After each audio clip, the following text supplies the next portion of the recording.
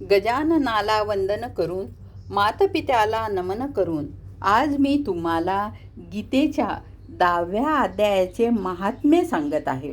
10व्या अध्याय वाचल्याने तुम्हाला काय पुण्यफळ मिळते हे सर्व सविस्तर मी तुम्हाला आज सांगत आहे. ओम नमो भगवते वासुदेवाय. ओम नमो भगवते वासुदेवाय. गोपाल कृष्ण भगवान की जय. 10व्या अध्यायाचे महात्म्य. भगवान शिव म्हणतात, आता तुम्ही गीतेच्या 10व्या अध्यायाचे महात्म्याची अतिशय पावन कथा ऐका. ही कथा स्वर्गरूपी किल्ल्यात जाण्यासाठी सुगम असा रस्ता आहे. या कथेच्या प्रभावाची सीमा अच्युत आहे. काशीपुरामध्ये धीरबुद्धी नावाचे प्रसिद्ध असलेले एक ब्राह्मण होते. त्याची माझ्या ठाई माझ्या प्रिय नंदीसारखी भक्ती होती. तो पवित्र कीर्तीसाठी नेहमी तत्पर राहत. शांतचित्त असलेला, हिंसा कठोर आणि दुःशासन त्यांच्यापासून दूर राहणारा असा तो. जितेंद्रिय असल्यामुळे तो निवृत्ती मार्गातच नेहमी स्थिर राहत असे. त्याचे वेदरूपी समुद्र पार केलेला होता. त्याला संपूर्ण वेदांचे उत्तम ज्ञान होते. तो संपूर्ण शास्त्रांचा ज्ञानी होता. त्याचे मन नेहमी माझ्या ध्यानातच संलग्न असे. तो मनाला अंतरात्म्यात लावून नेहमी आत्मतत्वाचा साक्षात्कार करीत असे. जेव्हा तो चालत असे तेव्हा मी प्रेमाने वश होऊन त्यांच्या मागे धावत त्याला हाताचा आधार देत असे. हे पाहून माझे पार्षद भृगुसी रीतीने विचारले, भगवान, या प्रकारे चांगले आपले दर्शन कोणी केले असेल?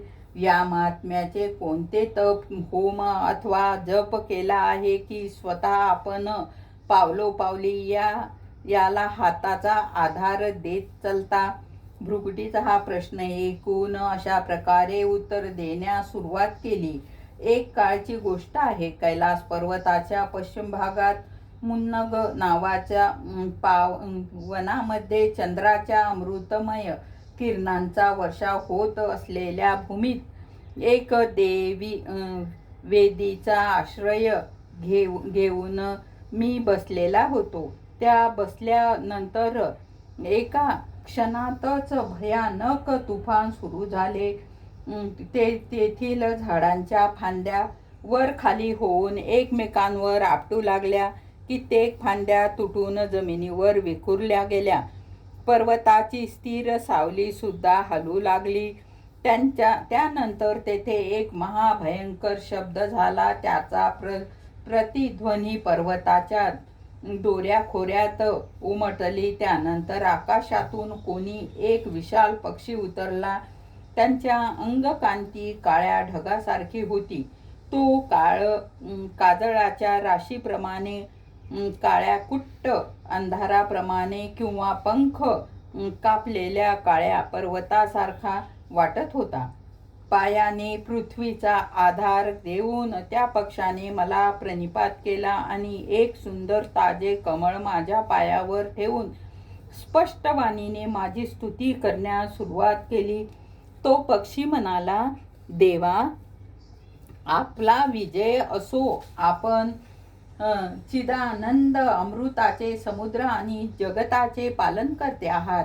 नेहमी सद्गतीनेच युक्त आणि अनासक्त ललाटांच्या उत्साहात आहात. गोपाल कृष्ण भगवान की जय. राहिलेले महात्म्य आपण उद्या घेऊ. ओम नमो भगवते वासुदेवाय. ओम नमो भगवते वासुदेवाय.